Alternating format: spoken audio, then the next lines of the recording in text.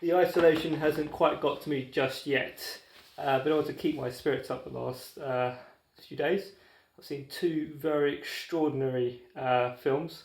One's actually very different from the other, as you can tell. Documentary film and one horror, which I do greatly love. Color from Outer Space and The Fittest, as you can see there. It's my nice little, very quick to do, easily done PowerPoint there. I like the fact that the colours kind of match a little bit as well to make it even stranger. These two odd bedfellows here both had my jaw practically dropping to the floor for different reasons. Enjoyed the CrossFit films now for several years, and to see this one after not having one previously last year was quite a special treat.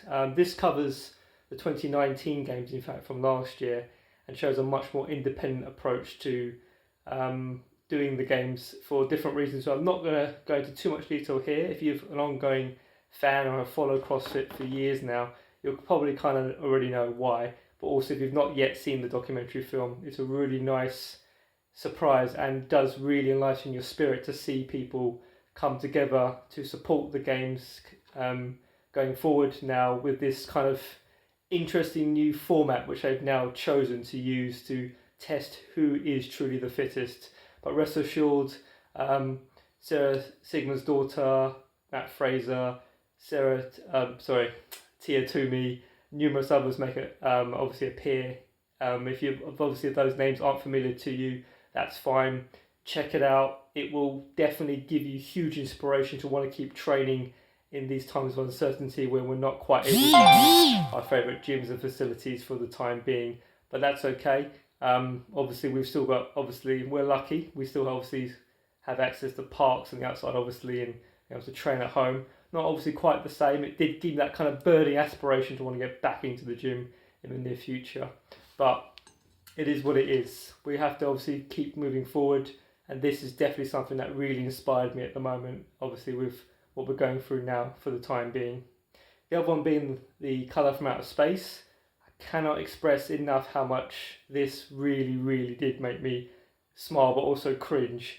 It's a great psychological horror, as much as it is a great body shock horror, which is really quite nice. Nicolas Cage is full tour de force, as I was telling my friend Adrian the other day, but it's progressive. It isn't just obviously him doing his usual sub-routine of just going straight into the madness. There is cause and logic to the build-up to it. And it's very interesting as well to see him in a kind of a father role again, much like we saw him several years ago as Big Daddy in the first Kick-Ass movie, so that was really nice. And special just shout out to the rest of the cast in this film.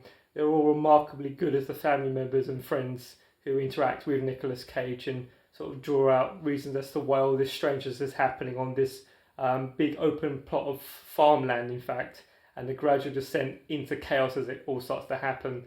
I'm going to say as little as possible here. This is no spoilers for this as well, purely because of the fact that the less you know about the Color from Outer Space, other than the fact that it's a H.P. Lovecraft adaptation, not done obviously fully entirely faithfully for good reason. It's been adapted to make it more modern and make it the sensibilities feel even more, dramatic and more kind of, tangible for now, but also the fact that you're going to get so much more out of this movie the less you know going into it. I just wanted to give you a quick update on those. I'm very emotionally drained already from both of these, as you can kind of already tell. That's why this is kind of more like a blog style format rather than like a full-on review. WrestleMania is in fact taking place this evening, so I'm going to be checking that out, giving kind of first reactions. I'll try and do a full review of both nights, how much sleep I'll get, and how I'll feel kind of at the end of those. I'll kind of fill you in on as well, or kind of how I feel about the strangeness of that still going ahead in the cause of everything that's happening right now. But I really wanted you guys to sort of get a sort of taste for what I've been looking at to kind of keep myself motivated while at home, but also kind of just share with you these two amazing films. And I really feel like it would be a real shame not to talk about them at this obviously stage. Also, not to forget as well, just wanted to give another shout out again to Black Lightning Season 3, which is currently on Netflix. I've now actually finished all of that now as well. You can tell obviously got a bit of spare time on one's hands, but that is something as well that I thought This is one of the best seasons, if not the best season so far of the show, and I can't really stress that enough as well. Following on from the no spoiler and one mild spoiler review I had done for Crisis on Infinite Earths, this was just a great way to end the week, basically, after finally seeing those episodes, or for what we got, obviously, here in the UK, minus that part 2. But obviously we will be getting that later in the year, obviously in May time. But that's all for now. Just wanted to share that with you. Please check out The Fittest, and do, if you can, check out Color Out of Space if you've got the kind of strong constitution for it. You will not be disappointed as a horror fan, as a sports fan, as anyone that enjoys sort of seeing athletic prowess and getting motivated from seeing other people and sort of share their stories. Do check them out. Well, thank you all so much. Stay safe.